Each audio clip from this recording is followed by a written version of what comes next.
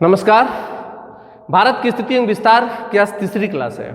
इसके पहले की भारत की स्थिति एवं विस्तार की जो 2 क्लासेज हुई हैं, यदि आपने उसे नहीं देखा है तो उसे देख लें, क्योंकि उसके बाद ही आपको ये आज की क्लास समझ में आएगी। आज की क्लास फैक्ट पर आधारित है। इसमें बहुत ज़्यादा फैक्ट है। परीक्षा की दृष्टि से आज की क्लास बहुत महत्वपूर्ण है।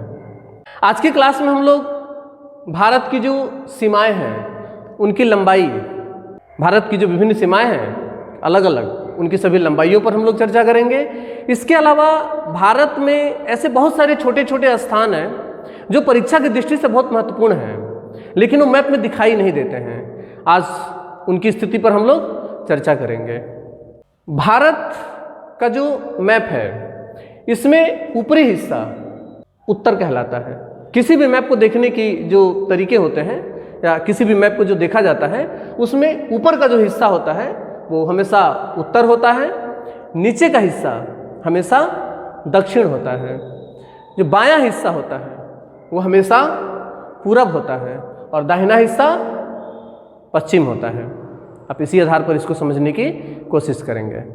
भारत की सीमाओं में सबसे बड़ी सीमा इसकी स्थलीय सीमा है, जो कि कहाँ से शुरू होती है? जवाहर पॉइंट से। आप देख पा रहे होंगे यहाँ पे जवाहर पॉइंट। तो भारत की स्थलीय सीमा, ये इसकी स्थलीय सीमा है, अर्थात जो स्थल से लगी हुई है, जो कि कहाँ तक आती है? यहाँ तक स्थलीय सीमा, जो कि जमीन से लगी हुई है। इसकी कुल लंबाई, स्थलीय सीमा की कुल लंबाई कहाँ से कहाँ तक? जवाहर पॉइंट से लेकर के और इस तरीके से ऊपर जो स्थल से लगा हुआ आ रहा है, और यहाँ पश्चिम बंगाल हुगली नदी के मुहाने तक इसकी कुल लंबाई जो होती है 15,200 किलोमीटर है।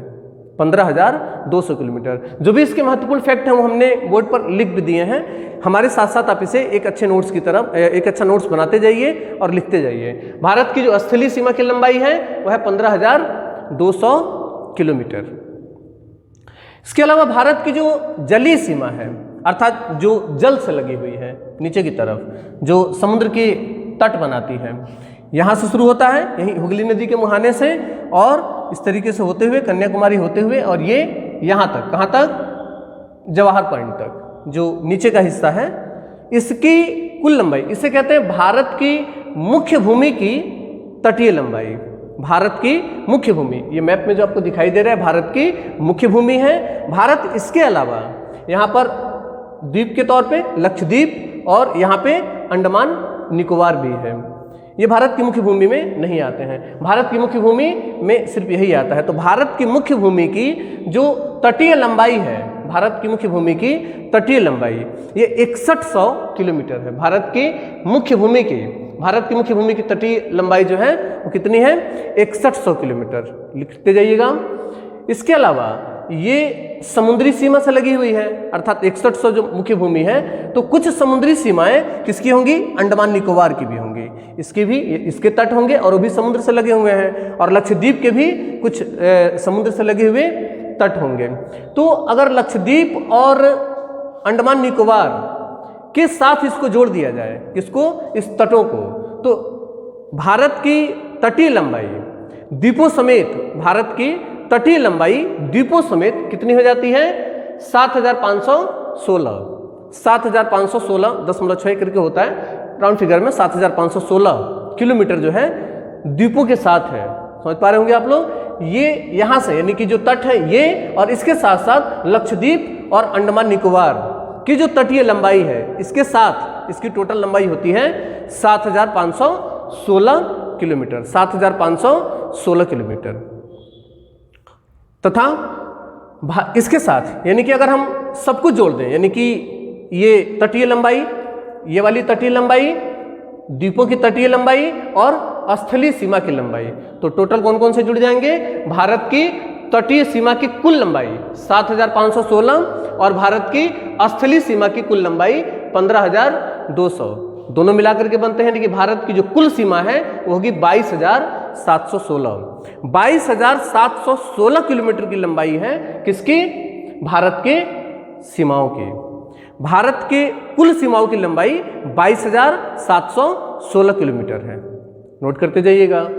इसके अलावा भारत के उत्तरी, दक्षिणी और पूर्वी पश्चिमी जो लंबाई है, इस पर भी सवाल बनते हैं। तो भारत की उत्तर दक्षिणी लंबाई, उत्तर में इंदिरा कॉल से लेकर के और दक्षिण में कन्याकुमारी तक, उत्तर में इंदिरा कॉल से लेकर के दक्षिण में कन्याकुमारी तक, यहाँ से हम एक सीधी लाइन जब बनाएंगे तो ये जो लंबाई है, अर्थात भारत की उत्तर दक्षिण जो लंबाई है, कितनी है? भारत की उत्तर दक्षिण लंबाई बनती है 3214 किलोमीटर। 3214 किलोमीटर की लंबाई है ये वाली उत्तर दक्षिण, इसकी लंबाई 3214 किलोमीटर। भारत के पूरा पश्चिम में कहाँ से? बालांगू पॉइंट से लेकर के और जवाहर पॉइंट तक, बालांगू पॉइंट से लेकर के जवाहर पॉइंट तक इसकी कुल लंबाई है 2933 किलोमीटर। 2933 किलोमीटर, इसको भी लिख लीजिएगा।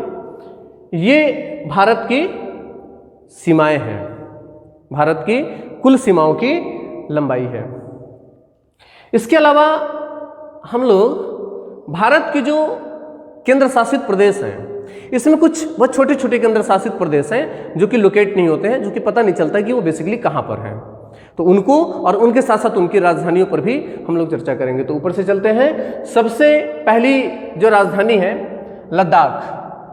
लद्दाख भारत की एक राजधानी बन चुकी है। पहले जम्मू कश्मीर हुआ करता था, जो कि 31 अक्टूबर 2019 को लद्दाख, जम्मू कश्मीर राज्य से लद्दाख को अलग कर दिया गया और कश्मीर को अलग कर दिया गया। लद्दाख का जो हिस्सा है ये कितना है? ये जो सीमा आपको दिखाई दे रही है ये लद्दाख है। इसी में इतना जो है पीओके के अंतर्गत आता है, जिस पर पाक का अर्थात पाकिस्तान का कब्जा है, पाक अधिकृत क्षेत्र के अंतर्गत आता है। तो लद्दाख और ये है आपका कश्मीर। तो लद्दाख और कश्मीर ये पहले एक ही में हुआ करता था। 31 अक्टूबर 2019 को इसे इसमें 370 का जो मामला था उसे हटा दिया गया और उसके बाद से इसे दो अलग अलग केंद्र शासित प्रदेश बना दिए गए।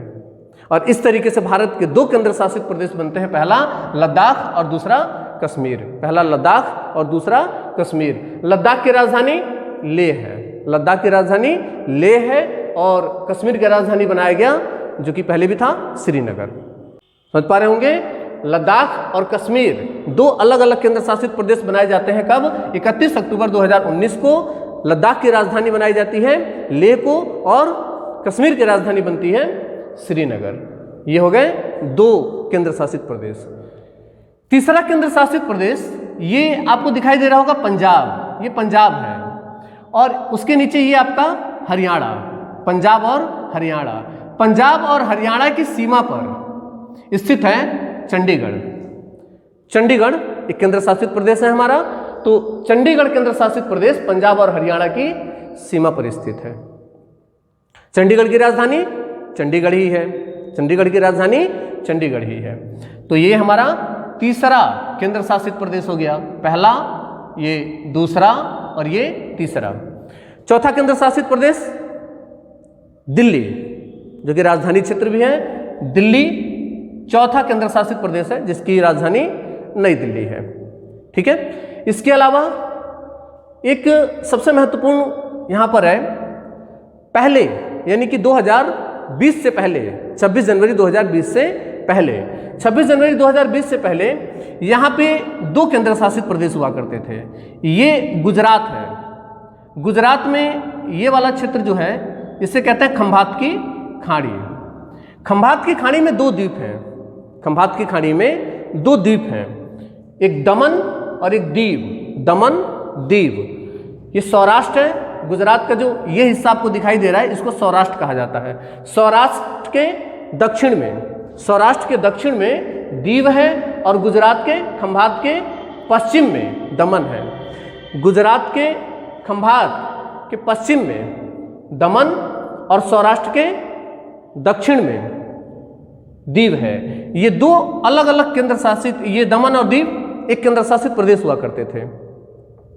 इसके अलावा दादर नागर हवेली ये गुजरात है और ये महाराष्ट्र है। गुजरात और महाराष्ट्र। गुजरात और महाराष्ट्र की सीमा यहाँ बन रही है, तो गुजरात और महाराष्ट्र की सीमा पर इस जगह पे, यहाँ पे सीमा पर ही दादर नागर हवेली एक अलग केंद्र शासित प्रदेश हुआ करता था।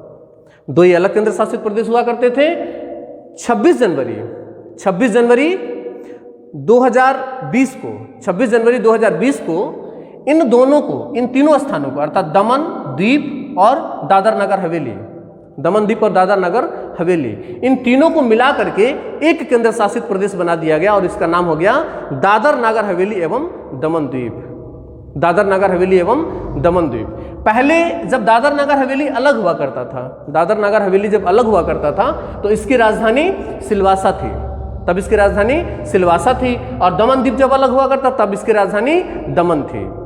अब जब इन तीनों को मिला दिया गया है, तीनों को मिला करके एक केंद्र शासित प्रदेश दादर नगर हवेली एवं दमन द्वीप बनाया गया है, तो इसकी राजधानी बनाई गई है दमन को। दमन इसकी राजधानी है।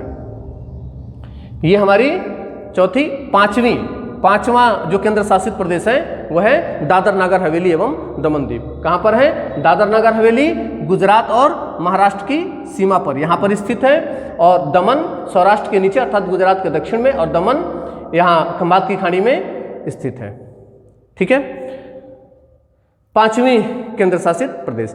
इसके अलावा छठा जो केंद्र शासित प्रदेश है हमारा वह है लक्षद्वीप। छठा केंद्र शासित प्रदेश लक्षद्वीप, जिसकी राजधानी कहाँ है? करावती। जिसकी राजधानी है करावती। कल की क्लास में भी इस पर हम लोगों ने चर्चा की थी। लक्षद्वीप की राजधानी करावती, एक केंद्र शासित प्रदेश, एक द्वीप है।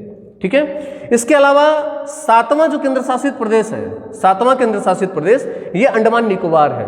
सातवां केंद्र शासित प्रदेश अंडमान निकोबार, जिसकी राजधानी पोर्ट ब्लेयर है। जिसकी राजधानी पोर्ट ब्लेयर। कहाँ पर है?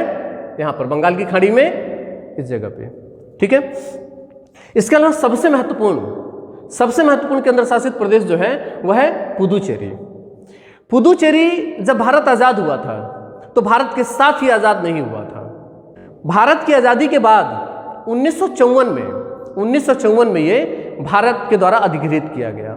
1954 में इसे भारत के द्वारा अधिग्रहित किया गया, और 1954 से लेकर के 1962 तक जब तक 14वां संविधान संशोधन के द्वारा इसे भारत का हिस्सा नहीं बना दिया गया, तब तक यहाँ पर स्थानीय स्वशासन बना रहा। भारत के द्वारा अधिग्रहित था ये, भारत की देखरेख में भारत के द्वारा संरक्षित था ये, और ये 1954 से 1962 तक अधिग्रहित रहा। और पूर्णतः इसे भारत का जो केंद्र शासित प्रदेश बनाया गया है वो 14वें संविधान संशोधन 1962 के द्वारा 1962 में इसे एक भारत का केंद्र शासित प्रदेश बना दिया गया। पुदुचेरी 4 जिलों को मिलाकर के बनता है। पुदुचेरी 4 जिलों को मिलाकर के बनता है, जिसमें 3 राज्यों में ये 4 जिले हैं। ये जो राज्य है देख रहे होंगे इसे, ये केरल है, ये केरल है। केरल के तट पे पुदुचेरी का एक जिला है माहे।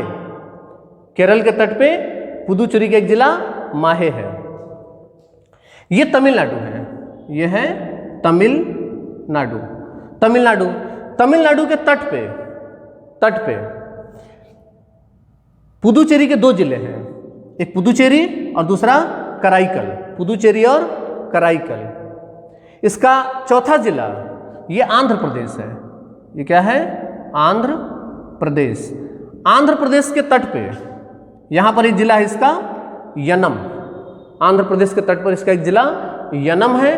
तो इस तरीके से यनम, पुदुचेरी, कराईकल और माहे, कराईकल, पुदुचेरी और यनम, इन चारों को मिलाकर के बनता है पुदुचेरी केंद्र शासित प्रदेश, जो कि 1962 में भारत का एक केंद्र शासित प्रदेश इसे बनाया गया। इसकी राजधानी पुदुचेरी है। इसकी राजधानी पुदुचेरी।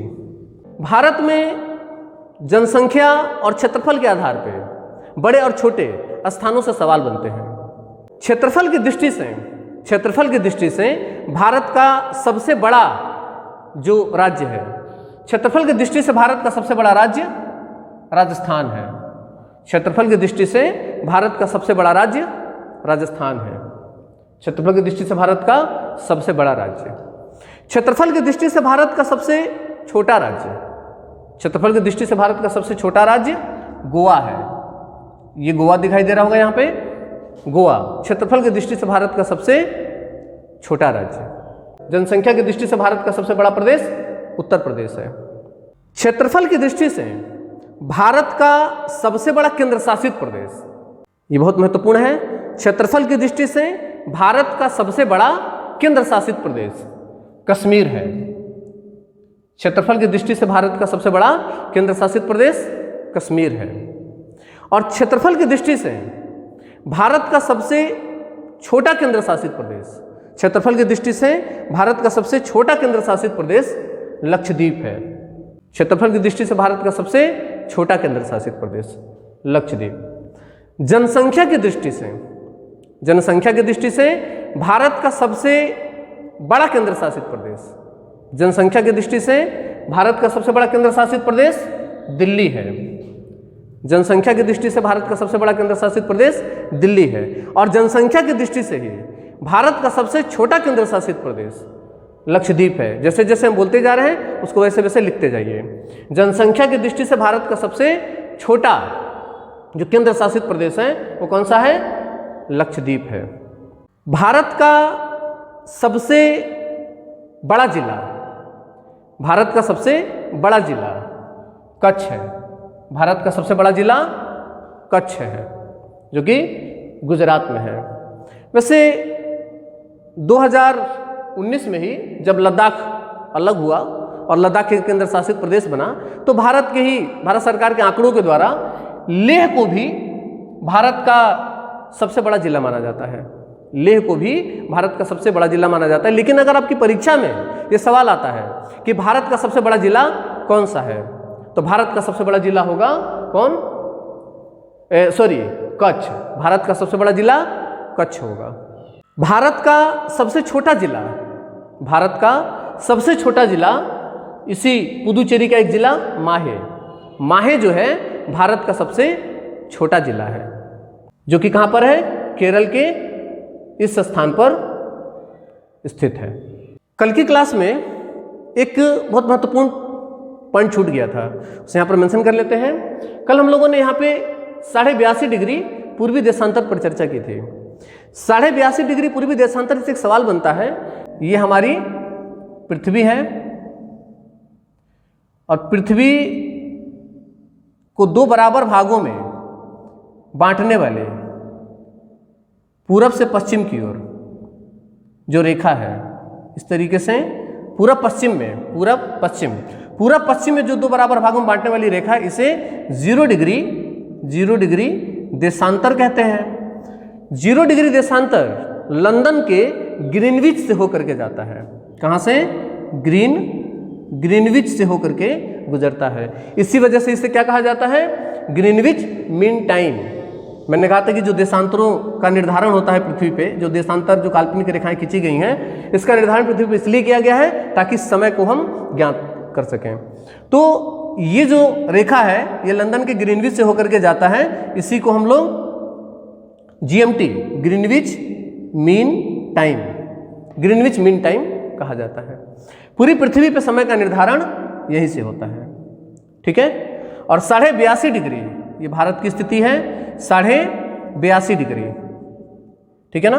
मैंने बताया था कि प्रत्येक देशांतर पर समय में 4 मिनट का अंतर होता है। तो ये 0 डिग्री और उसके बाद ये 82.5 डिग्री, तो 82.5 डिग्री अगर इसको हम 4 से गुणा करें तो इसमें जो समय का अंतर आएगा, ये सवाल पूछा जाता है कि 0 डिग्री देशांतर या GMT लाइन से भारत का जो मानक समय रेखा है 82.5 डिग्री पूर्वी देशांतर, जो कि भारत का मानक समय रेखा है, वो कितनी दूरी पर है? तो 5.5 घंटे की दूरी पर है। इसे नोट कर लीजिएगा, ये कल की क्लास में छूट गया था।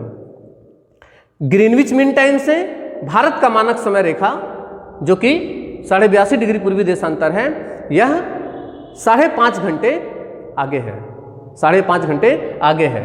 यहां से मैंने बताया था पृथ्वी पश्चिम से पूरब की ओर घूम रही है, तो समय में जो अंतर आता है, तो जब हम ग्रीनविच मीन टाइम से यानी कि इस 0 डिग्री देशांतर से जब हम पूरब की ओर आएंगे, तो समय में 4 मिनट बढ़ता चला जाएगा, और जब हम इससे पश्चिम की ओर जाएंगे तो समय में 4 मिनट कम होता चला जाएगा। प्रत्येक देशांतर पर समय में 4 मिनट कम होगा और यहाँ से प्रत्येक डिग्री पर समय में 4 मिनट बढ़ता चला जाएगा। तो भारत चूंकि पूर्वी गोलार्ध में है, इस वाले में है, तो इसलिए समय में 4-4 मिनट का अंतर होगा। 82.5 डिग्री पर जाते जाते समय में 5.5 घंटे का 5 घंटे 30 मिनट का अंतर हो जाता है।